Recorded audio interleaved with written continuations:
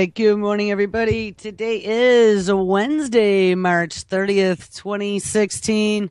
And this is Before the First Cup with Jules here on UCY.TV. Happy Wednesday, everybody. I'm back.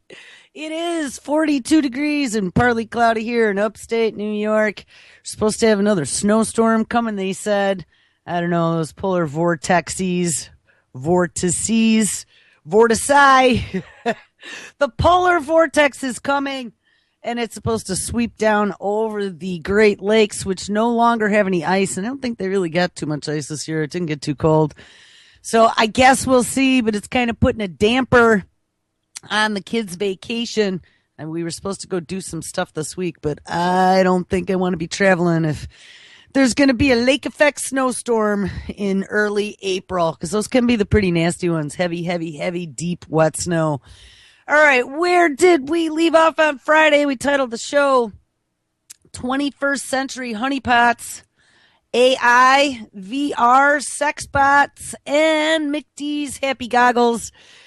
McDee's Happy Goggles. I should have called it Happy McGoggles. McDonald's, if you remember, is putting out a Happy Meal box with virtual reality lenses type things in them. I don't know. I've never seen one. Limited edition in the Netherlands, I believe, for now. But you can fold the box up and slide your phone in there and then go to the new free Pornhub VR porn and sit on any subway next to any unsuspecting business traveler and get your fill of VR porn. A lot of disturbing stuff we talked about last week. Lots of 21st century encroachment on not only our personal liberties, but on the environment, on our bodies, in all of our cells. And I think we're probably going to continue somewhat along that vein today. I don't know. I had to kill everything this morning and start fresh because you know how it is. My computer now doesn't work if I leave it for more than a day unattended. So we're starting off fresh, but there were some definite stories I wanted to get to today. A couple from this weekend that hit the UCY feed from some of the publications that I feed in there. One being Natural Blaze, which is Heather Callaghan's website. Another being Antimedia, which is Nick and SM Gibson, Claire Burnish, and all those guys we have on. So let's take a look at this. Natural Blaze. So this is from March 29th. Yesterday, we talked about this so many times, the dopamine dangling carrot. And I struggle with this on a daily basis here at home with my child. Keeping them away from those devices, those 21st century devices that cause that push button to happen in their brain, that addictive push button that's like the Pavlovian dog, the mouse in the maze chasing after the cheese. You know, they are using not just the television, not just the video games, not just the high fructose corn syrup, but many other things to be able to manipulate us by pushing that dopamine button. And we've looked time and time again at all the different research that's been done out there. DARPA's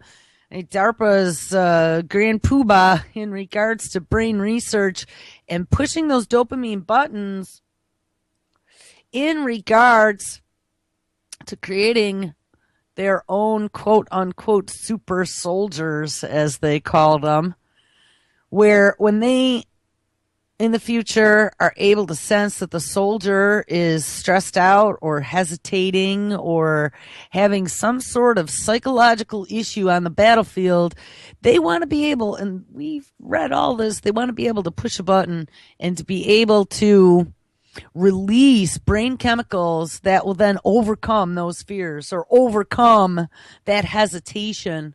Story came out in IEEE Spectrum the other day, implantable chip, and we brain surgery live on National Geographic TV back 3-4 months ago, implanting a chip into a Parkinson's patient. And oh, how do you cure Parkinson's? Yes, you produce dopamine. Yeah, that's exactly how they do it. So they put this little dopamine pump or dopamine electrical, I think it was actually the electrical stimulator, into this person's brain so that at any time they started having symptoms, just push that button and you can get some dopamine.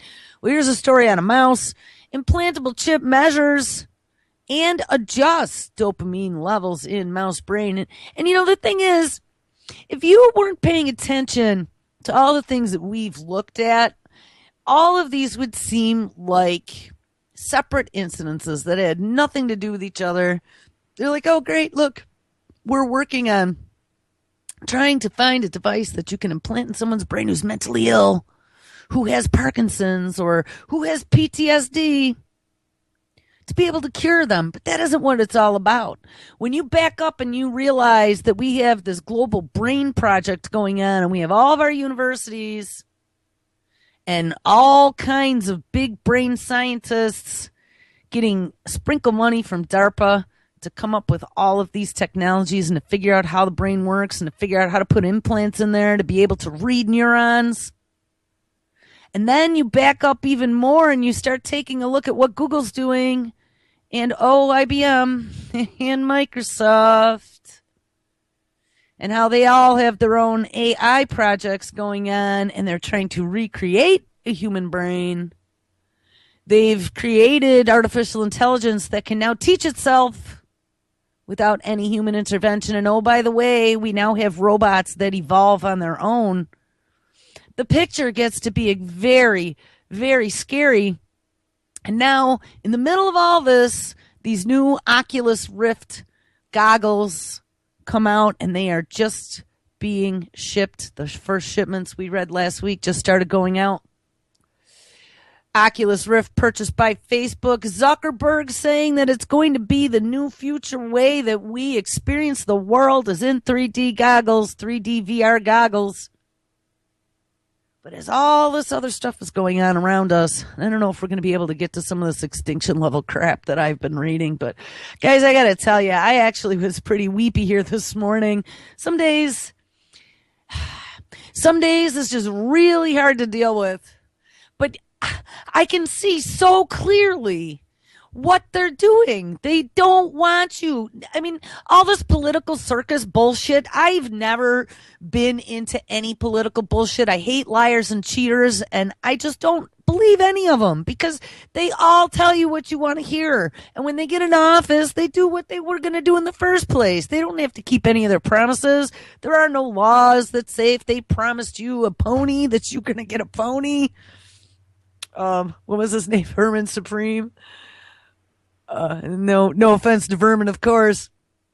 But there are no laws that tell them they have to keep their promises. So they just spout off shit to get people to wave their arms and go, oh, you're the next second coming, and go vote for them.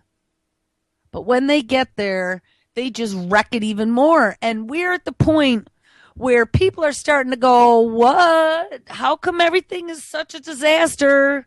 How come, jobs are dropping and food's going up and what? You want to get rid of all the labeling? What? You want to not tell us what poisons we're eating or that the robots are coming and they're going to take all of our jobs? And we've pretty firmly established that over the last few weeks.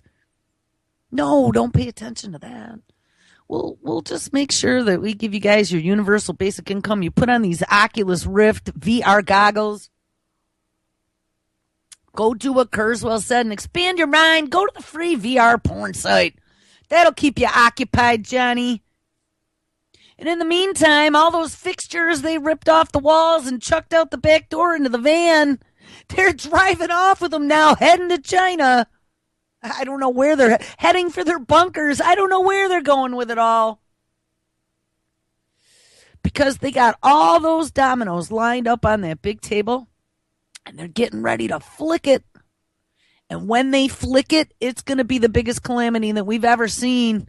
And oh my goodness, all of us helpless people that have been sucked into these machines and now depend upon them. Because guess what? Dopamine is the addiction chemical. So as they suck us into the TV, into the VR, into the video games, into the high fructose corn syrup that's in just about everything we eat if it's not organic, we all have this addiction that they can dangle that carrot and get us to follow like the Pied Piper. Porn's another one. Gambling.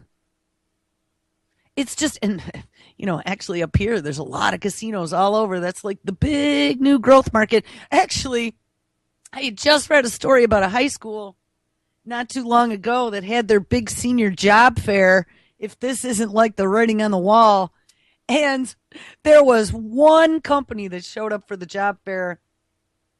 And apparently, I don't know, they were the ones that arranged the whole thing. But like the school couldn't even get any more employers to show up. And the one company that showed up for the job fair was one of the local gaming companies that had a whole bunch of casinos, and they gave the seniors, the 18-year-old kids, trainings on how to deal, how to man a craps table, and got them to sign up for jobs at the casino.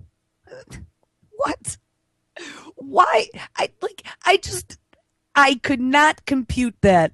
Since when has there been a job fair where we're going to have our children aspire to be dealers at a poker table? This is the ultimate dumbing down, absolute rip out the guts of America. Anyway, so they now have this new implantable chip that adjusts the dopamine levels and the electrical signals. And of course, that will give them more knowledge on how to be able to eventually manipulate and control our dopamine levels with precision. So back to the original story, Natural Blaze, research, and we knew this. And it's not just TV, it's TV and the video games. I've been doing my own 10-year research project here with it. I see it very clearly. TV is intellectually and socially dumbing down young children, and that is very true. It is common for parents to feel that their children are spending too much time in front of the television. And according to a Canadian study, children who watch an excessive amount of television exhibit a multitude of negative side effects, including poor language and social skills, as well as increased bullying. Now, I'm going to tell you what else I noticed. Once they've been in front of the TV, it seems that they have a lot of difficulty not only paying attention, but following directions and being argumentative. Like when you ask them to do something like, all right, can you pick up your Legos on the floor now? And you're going to get the just a minute, and then you're going to get the no, and then it's going to escalate into an argument. But trust me, I've been doing a lot of my own experiments. It only happens after they've been exposed to one of these dopamine eliciting devices, whether it be TV, a video game, or just the computer in general. Otherwise, at least in my particular case, the kid doesn't exhibit any of those defiant behaviors. Back to the story. In 2013, a study was set out to determine whether or not viewing television at 29 months, which is about 2.5 years old, was associated with school performance. At 65 months, or about 5.5 years old, the study, which was conducted on 991 girls and 1,006 boys with a parent and teacher-reported data, came to this conclusion, quote, increases in total time watching television at 29 months were associated with subsequent decreases in vocabulary and math skills, classroom engagement, which is largely determined by attention skills, victimization by classmates, and physical prowess at kindergarten. These prospective associations, independent of key potential co-founders, suggest the need for better parental awareness and compliance with existing viewing recommendations put forth by the Academy of Pediatrics. Now, another thing that I've experimented with is the type of programming, and we all know that for a long time they've been fully well aware of flashing lights and subliminal messaging and that type of thing. I mean, that's been happening for generations now on the boob tube. But I've also noticed that if you do like an hour of science programming, that was our big thing for a while, doing an hour of science programming after dinner as a family, watching, some space thing or some physics thing or whatever, it actually did not affect her as strongly, let's say, because there was never an argument. Time to turn the TV off, time to get ready for bed. That's the way it went. As any of the cartoons, and I'm going to say especially from the Disney Channel. Oh my God. I've sat and watched some of that stuff myself just to see what they're pumping into children's heads. We all know about Disney and some of the hearsay out there. I mean, I've read some pretty disturbing things about the whole Disney organization and MK Ultra and all that crap, from the Disney, whatever they were, the Disney troupe. And I truly think now, especially looking at some of the DARPA research that they're doing with memories, being able to insert and erase memories using flashes of light and things with the brain, I really don't doubt that they're not doing something to the kids with the way they make those cartoons themselves. I could tell you when we go visit Nana and Grandpa, and I know this sounds kind of horrible, but they have a parrot. Parrot is, we've had him probably 30 years, and he was probably 20 or so years old before that. But the parrot spends time in his cage, not in his cage, but on his cage. He won't go in his cage. And my dad puts on cartoons for him. And of course, when we're there, the cartoons are on. It's kind of like a magnet. And every time I can't find my kid, I turn around and she's down the hall watching those horrible Disney cartoons. And every time we are at my parents' house, we have discipline issues and behavioral problems. And I am certain that it is those Disney cartoons. I have nothing good to say about them at all. And if you've never watched the Disney Channel or some of these 3D animated bubble creatures that they have running around, try it just for a little while and see how your brain feels afterward, because it's very disturbing to me.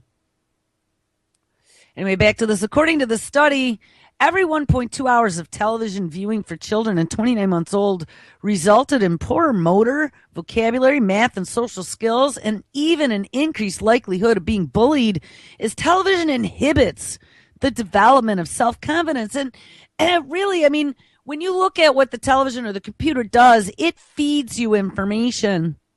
And though, at least on the computer, you have to go seek it, on the television, the most seeking you have to do is to go to the guide and pick a channel, but it's feeding you data.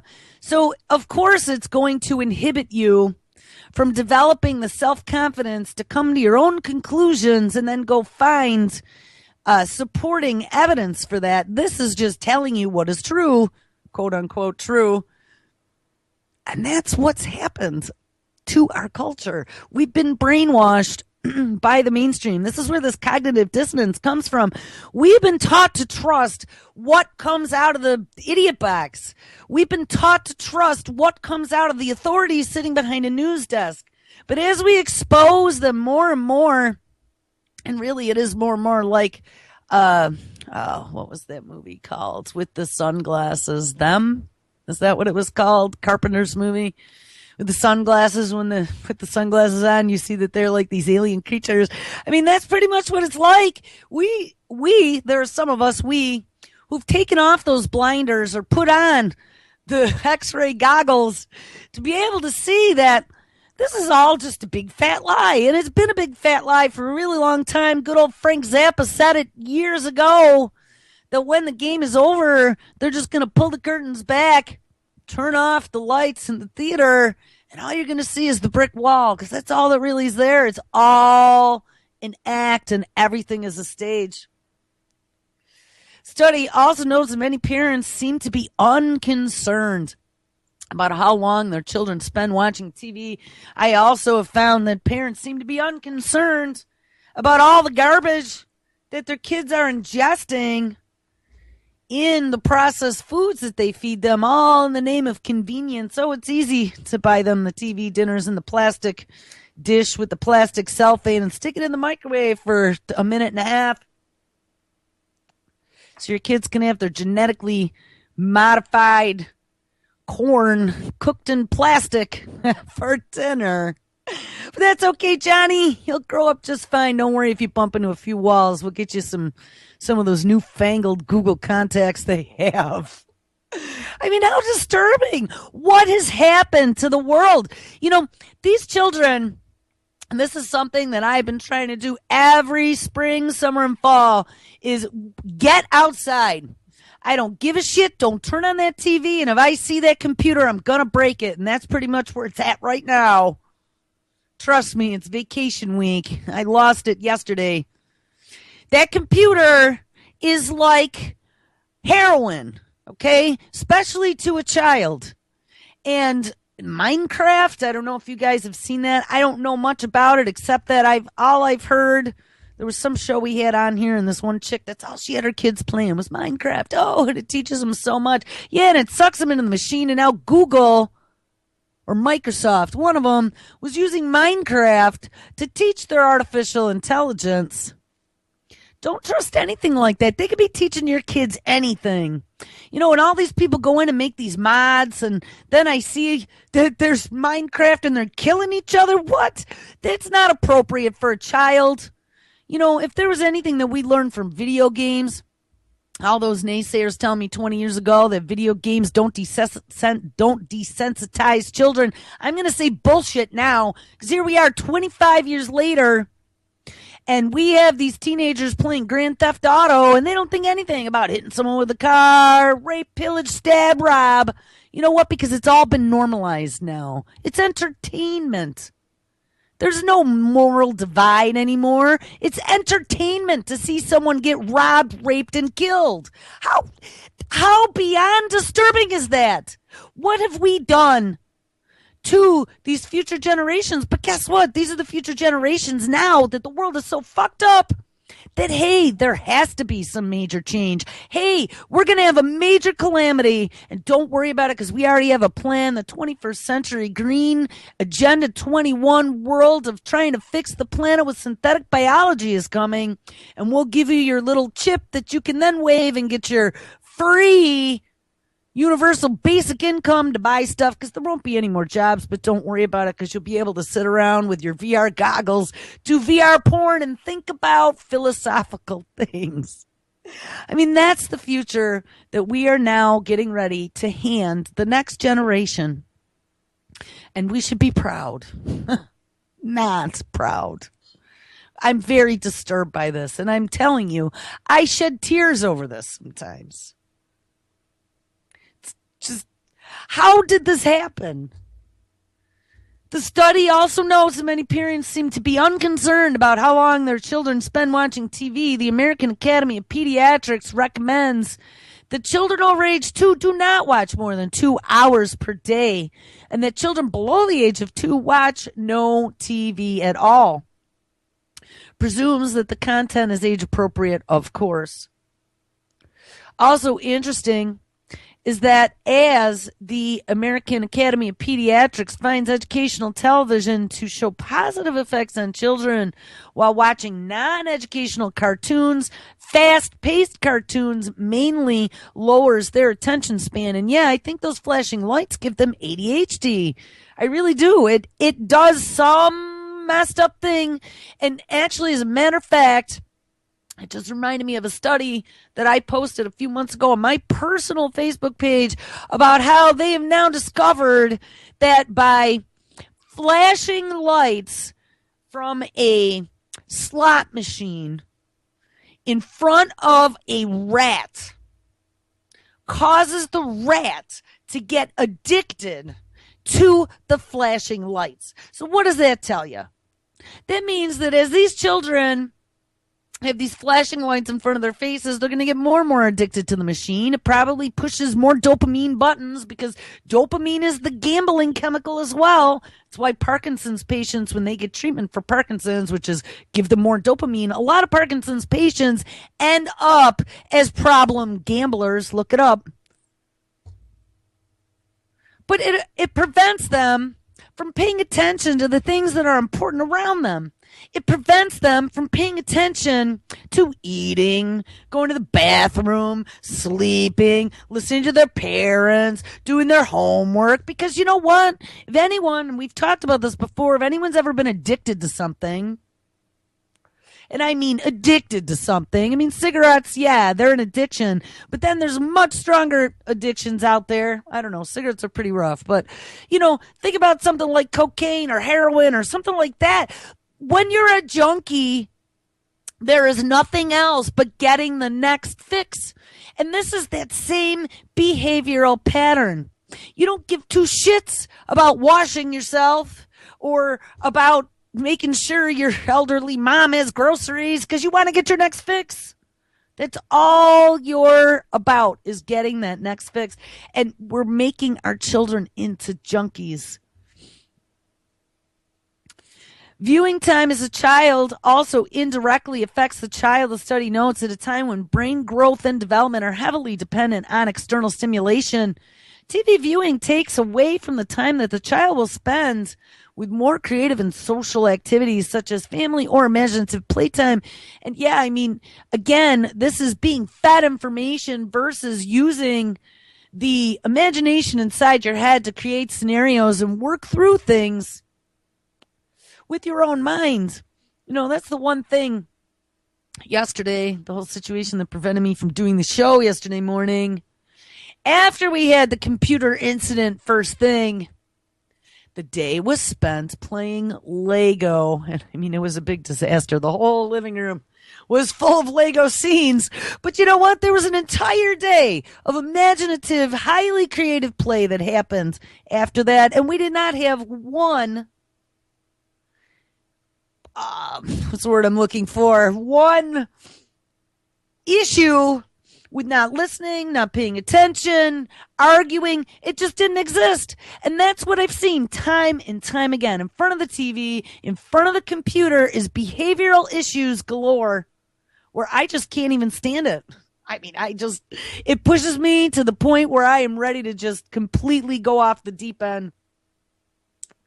Because it is so maddening that these tools, and they are tools, television can be a tool, a computer can be a tool, but when they're not used appropriately as tools and they're used as babysitters instead, they cause major problems. And, makes you wonder why 70% of the American population is on drugs and 50% are on antidepressants, and we have all these children that are on these SSRIs for ADHD. Where do you think that's all coming from? And why do you think the parents are feeling depressed? I got to tell you, it's a really horrible thing when all you do is have to keep reminding them and the kids aren't getting it and you can't figure out why. And you're like, where did I go wrong? It's these devices that are doing it. However hard it can be, it is becoming ever more clear how important it is to engage young children in more intellectual and social activities rather than just the sedative task of watching television. Yeah, you think perhaps encouraging them to play, imagine, and follow their own intuition will give them broader opportunities in life, both socially and intellectually. And I mean, it's so beyond common sense, but you'd think that people would realize this, but they don't. They absolutely don't. I mean, anyone who I know that has kids, that's all they do. Those kids are in front of the TV. It is consume, consume, consume. Dangle that dopamine carrot, buy them all the toys they see on TV that those marketeers are marketing to those young minds. Give them everything they want. Don't make them do anything. Don't make them have any responsibility. They don't have to make their bed. They don't have to clean up after themselves.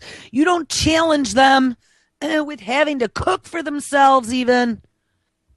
You do everything for them. And then you wonder why you have a 35-year-old living in your basement that is completely incapable of surviving on their own. And that continues on. There's a story out of Anti-Media. And again, common sense, but I see it all over. Children now spend less time outside than the average prisoner.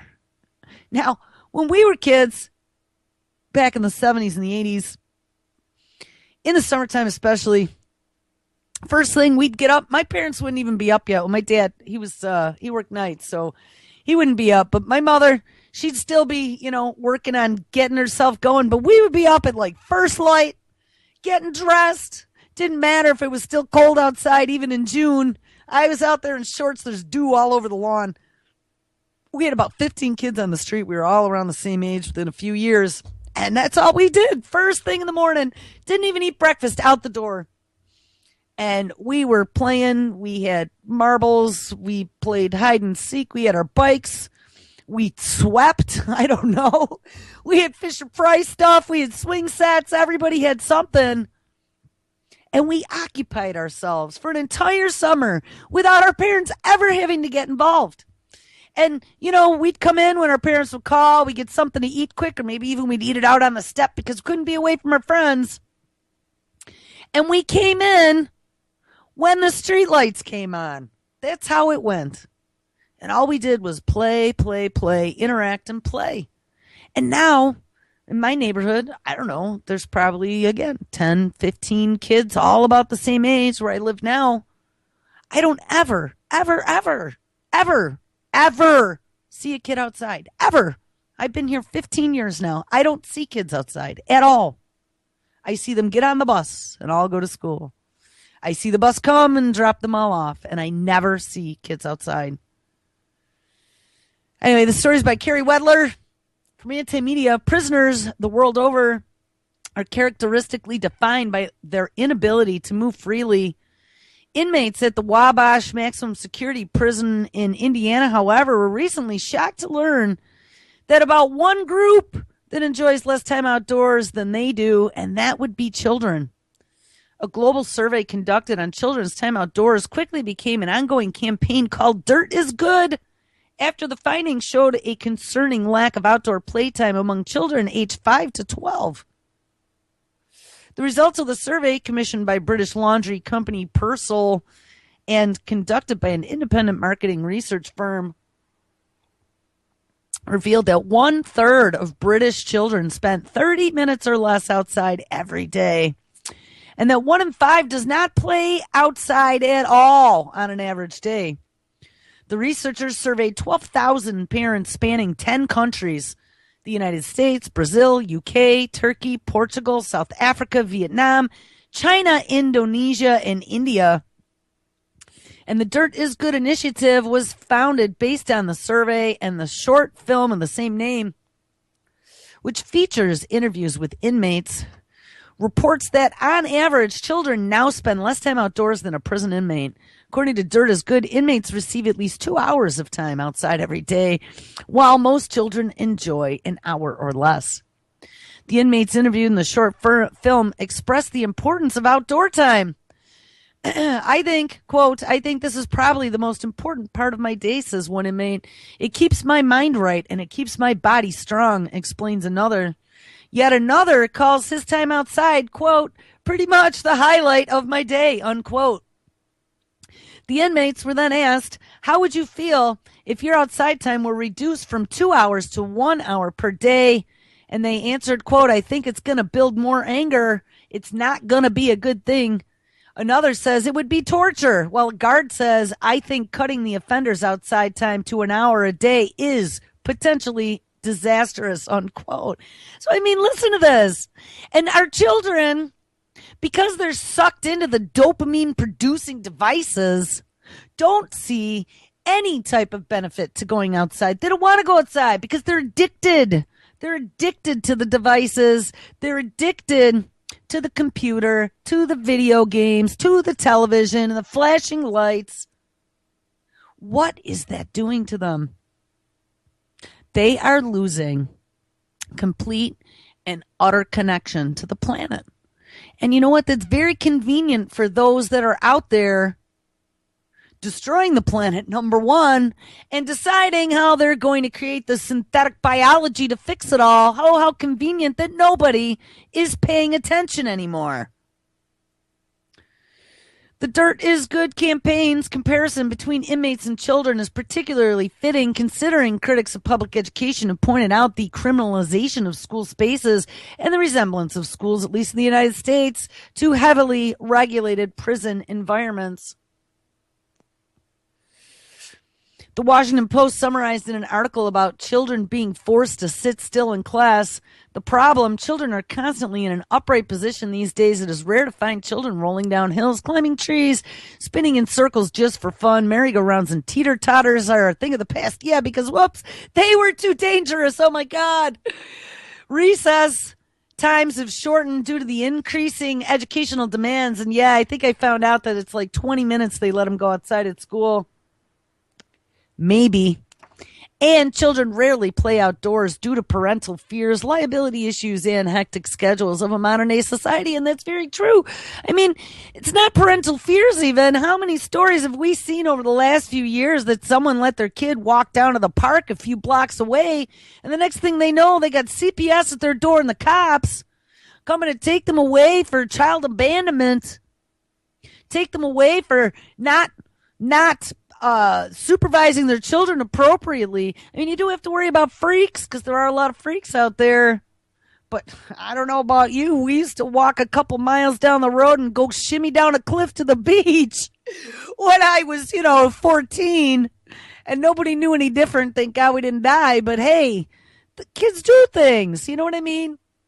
It just, to me, it's what does that say about what we have done, not only to our children, but to society as a whole, when you can't even let your kid go play out in the front yard without your 24/7 hovering over them.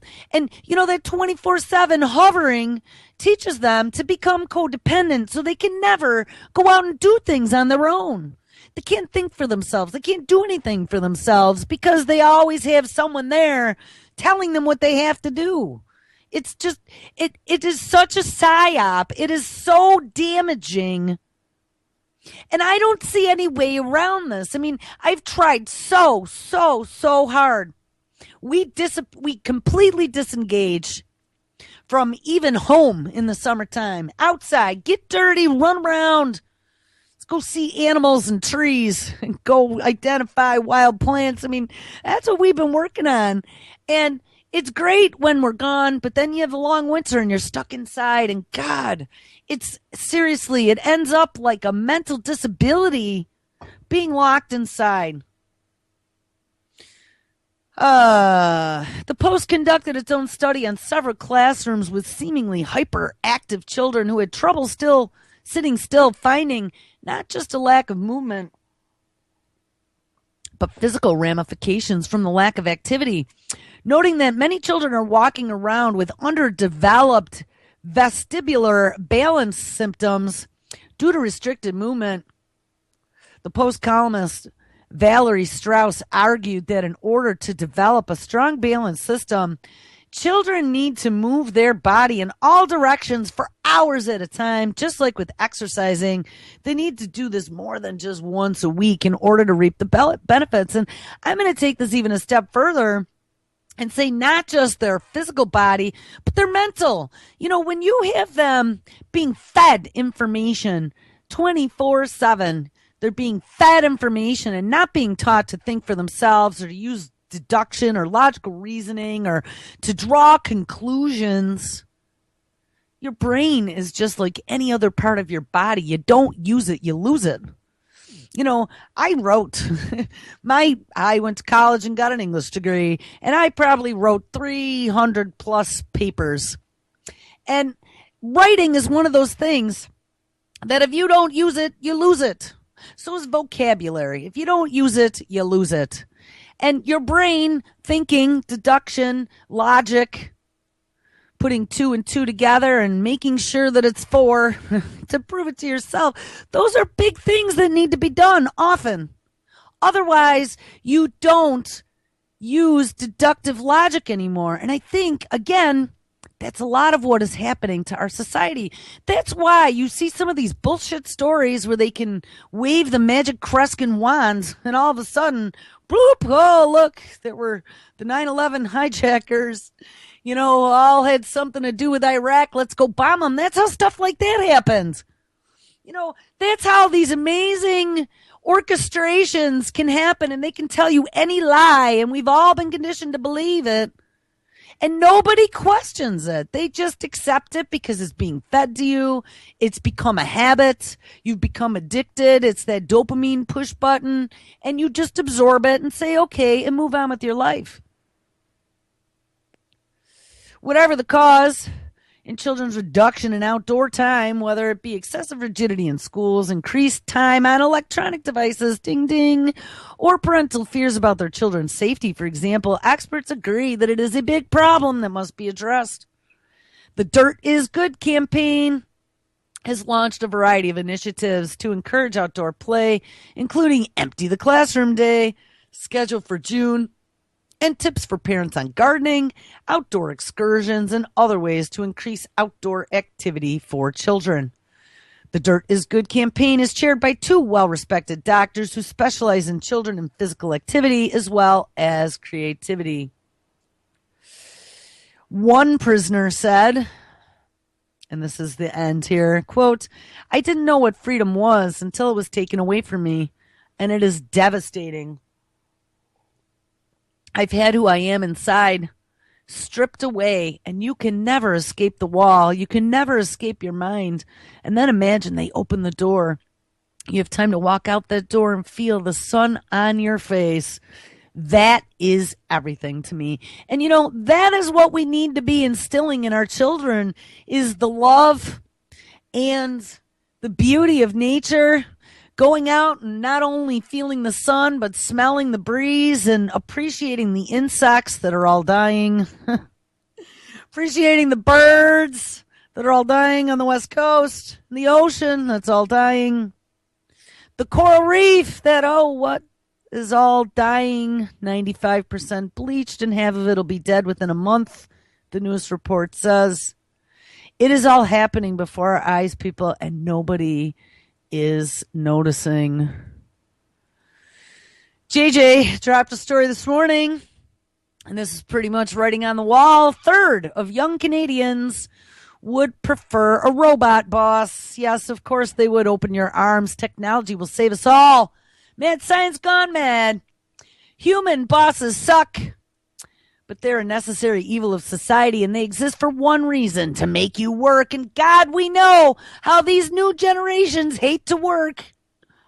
But there are good bosses and bad bosses, and at their best, bosses fulfill their function without frustrating you too much, but at worst, they steal your wages and pass you over. Whether you work for a massive company or for a mom and pop operation does not make much of a difference.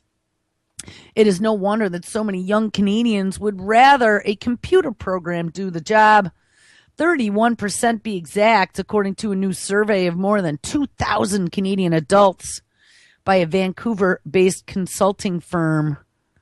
Cognitive bias, which is a very human condition, can make our jobs quite tough, says Nicholas Badman, a Canadian futurist and biohacker who helped write the survey questions. But some people, like HR managers, kind of need to get out of the way so a better job can get done. And yes, just like we've been talking about, 50% of the jobs are going to be going to robots and software. Well, I guess the boss job will be one of those on the list, at least in Canada.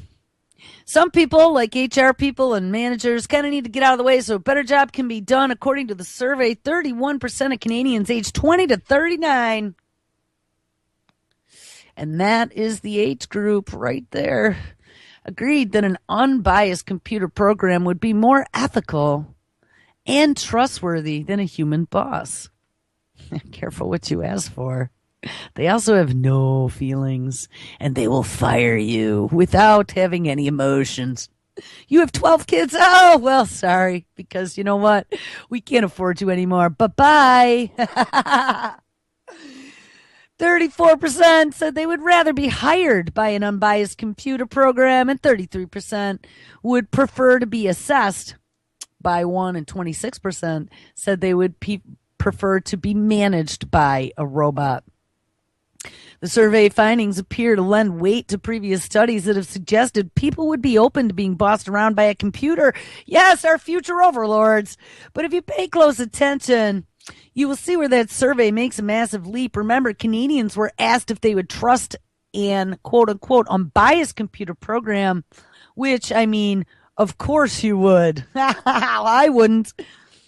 Let's take a look at the Google self-driving car, quote-unquote unbiased, quote-unquote ethical, that's going to decide to kill you as you're careening out of control toward a brick wall instead of making a quick turn to get out of the way of the wall, but potentially running over people on the sidewalk.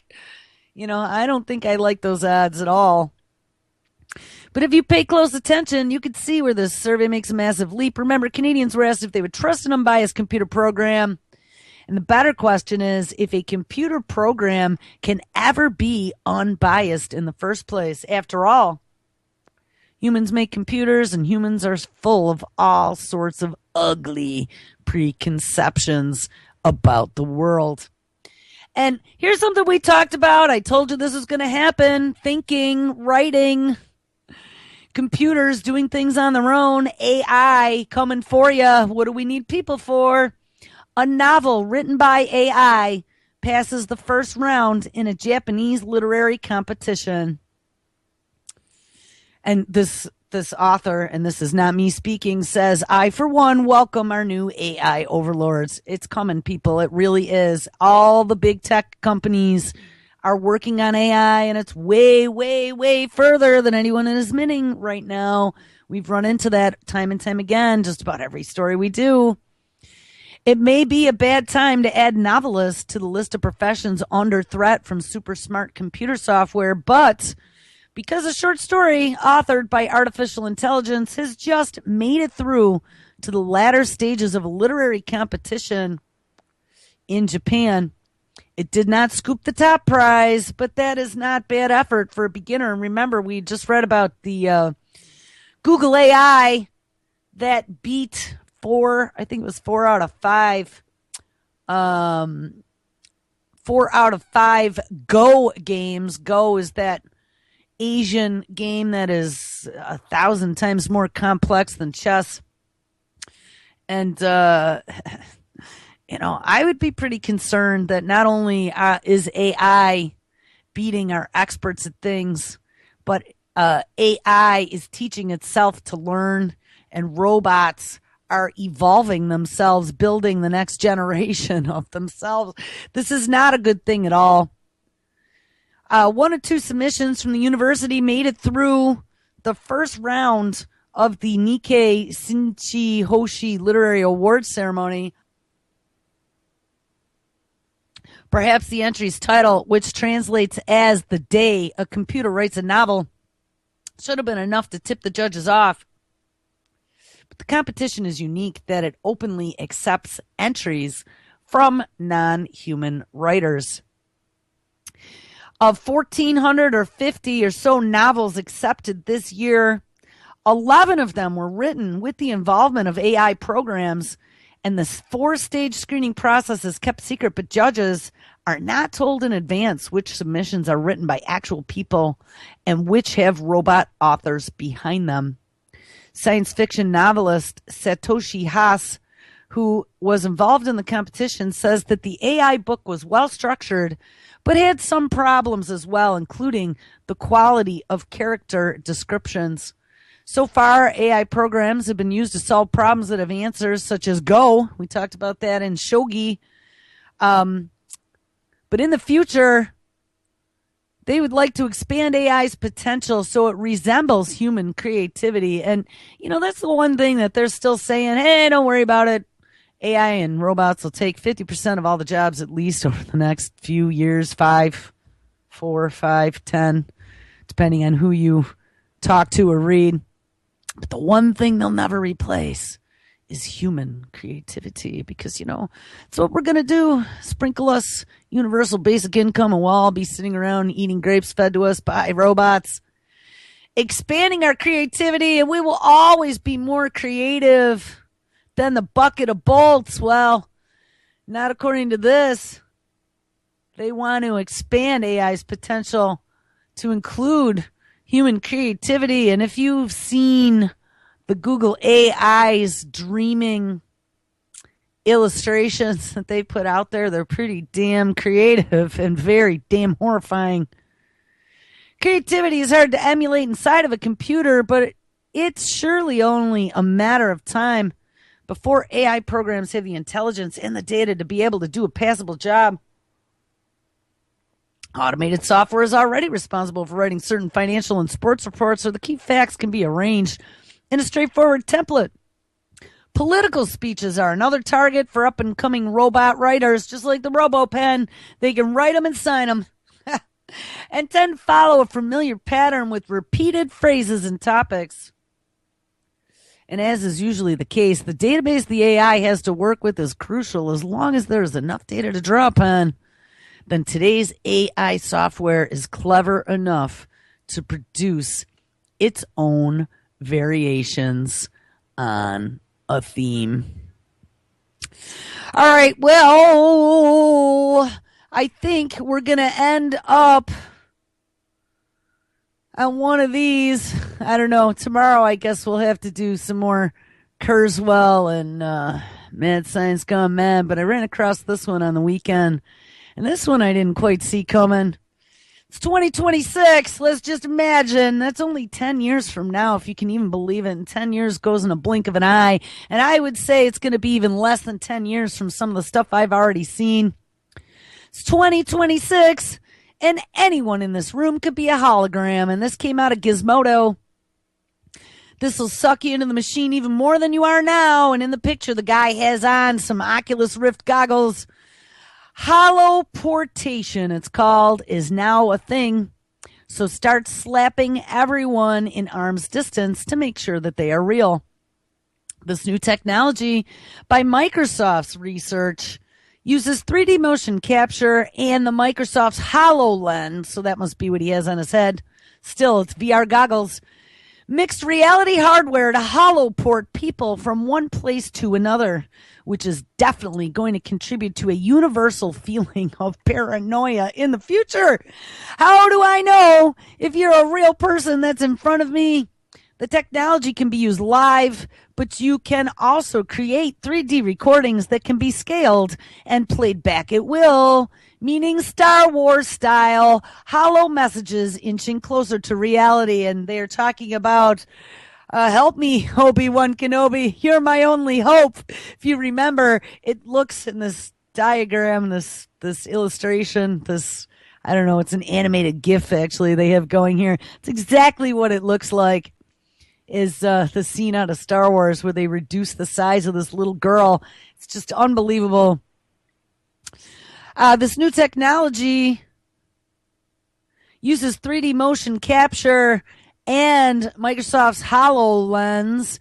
Cameras can be placed around the subject to capture them from every angle, allowing this system to create a rendered model, which is a gray, blocky version that sort of looks like a character from Reboot. But then it gets textured and more closely resembles an actual human before, most impressively, that data then gets compressed and transmitted with reasonable fidelity to a new location. How is it possible to send that much data is beyond me, considering YouTube videos barely work on my shitty Comcast Wi-Fi. That's what the guy says. But the future is absolutely coming. And like Zuckerberg said, virtual reality is going to be our new reality. And the world is going to be very much like the Matrix. All right, and one last thing. I guess we'll go here. Personality traits, and this is kind of where we ended up on Friday.